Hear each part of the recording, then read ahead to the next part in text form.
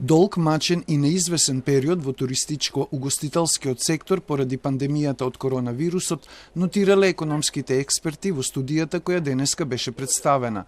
Таа предвидува две сценарија, првото доколку кризата заврши до јуни, а второто ако заврши до крајот на годината. Студијата анализира крупни загуби на туристичкиот промет и на работните места. Според првото сценарио, во зависност од нивото на ефективност на економскиот одговор од страна на државата, односно поддршката во секторот, ќе бидат загубени помеѓу 2 и 12.000 работни места. Според второто сценарио, доколку трае до крајот на годината, што ќе значи безмалку останување без економска активност во туристичката дејност, во зависност од нивото на економскиот одговор, помеѓу 4 и 20.000 работни места би згаснале во туризмот. Пред епидемијата во земјава, туристичкиот промет за годинава бил проектиран на близу 500 милиони долари.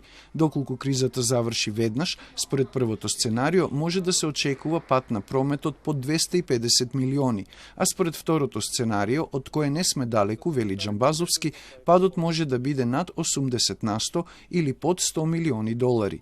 Владата досега вложи 95 милиони денари како субвенции во секторот, но Джамбазовски препорачува таа да ги преразгледа или продолжи краткорочните економски мерки со минимални плати од 14.500 денари.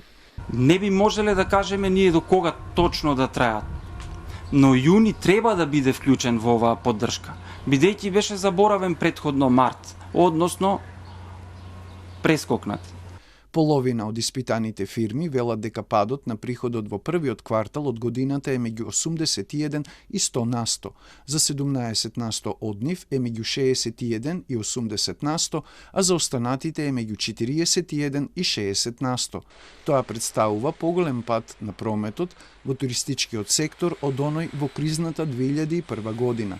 Дел од компаниите привремено ставиле клуч на врата, а на повеќето ќе им требаат најмалку 6 месеци до 1 година за да закрепнат, се вели во студијата.